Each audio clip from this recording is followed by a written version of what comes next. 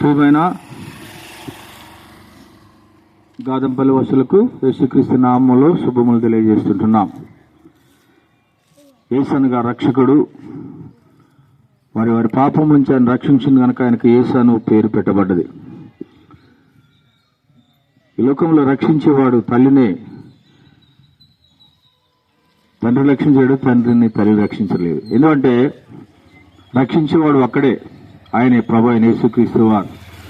దేవాది దేవుడు సుమారు 2026 సంవత్సరాల క్రితము మానవుడుగా పరలోకం విడిచి భూలోకానికి వచ్చాడు.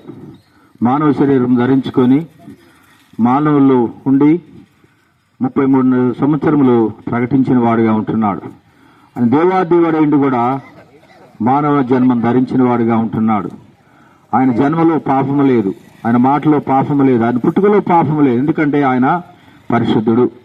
అంటే అందరూ కూడా పరిశుద్ధత కలిగి ఉండాలని ప్రభువు సెలవిస్తున్నాడు. అందుకే ఏ భేదము లేదు, అందరూ పాపం చేసి దేవుడు అనుగ్రహించు మహిమను పొందలేకపోతున్నారని బైబిల్ గ్రంథం సెలవిస్తుంది.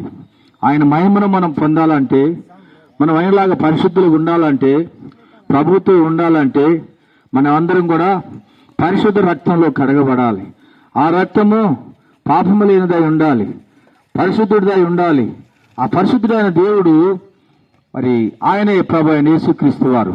నీ నా పాపముల నిమిత్తమై కలవరి సిలువలో మరి రక్తం అంతా కార్చిన వాడిగా ఉంటున్నాడు. ఆ రక్తం ద్వారానే మనందరం కూడా మరి పాపములు శుద్ధి చేయబడ్డాయి. కనుక మనందరం కూడా పరిశుద్ధులు.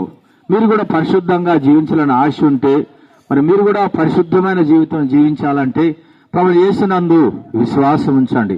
ప్రభు చెప్తుండు, ఏ భేదము లేదు, అందరూ పాపం చేశారని దేవాది దేవుడు చెప్తూ వస్తున్నాడు. దేవుడు లోకము ఎంతో ప్రేమించను అంటున్నాడు దేవుడు.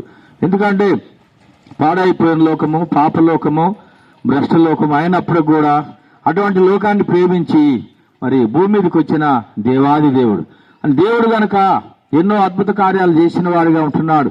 ఆయన పరిచర్య చేసే దినాలలో మరి కళ్ళు లేని వారికి కళ్ళు ఇచ్చిండు, మరి కాళ్ళు లేని వారికి కాళ్ళు ఇచ్చిండు, మరి చనిపోయిన వారిని మరి తిరిగి లేపిన వాడిగా ఉంటున్నాడు. ఆయన దేవుడు కనుక ఎన్నో అద్భుతాలు చేసిండు. కనుక ప్రియులారా, మీరెవరైనా కానీ మరి యేసు ప్రభువా పాపినయ్యా క్షమించు, నీ రక్తంతో కడుగు, పవిత్రపరచంటే ప్రభు యేసుక్రీస్తు వారు మరి ఆయన నిన్ను నన్ను ఆయన రక్తంతో కడిగేవాడు, పరిశుద్ధపరిచేవాడు.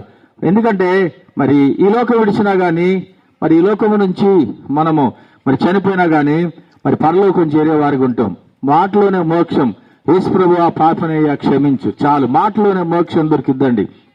కనుక ప్రభు యేసునందు విశ్వాసం ఉంచండి.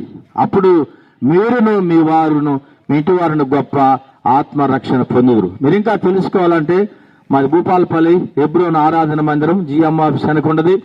మరి అక్కడ మీరు రావచ్చు. తెలుసుకునేవారు ఉంటే దైవ సేవకులను వినండి, రక్షణ పొందండి. ప్రభు మిమ్మల్ని దీవించును గాక.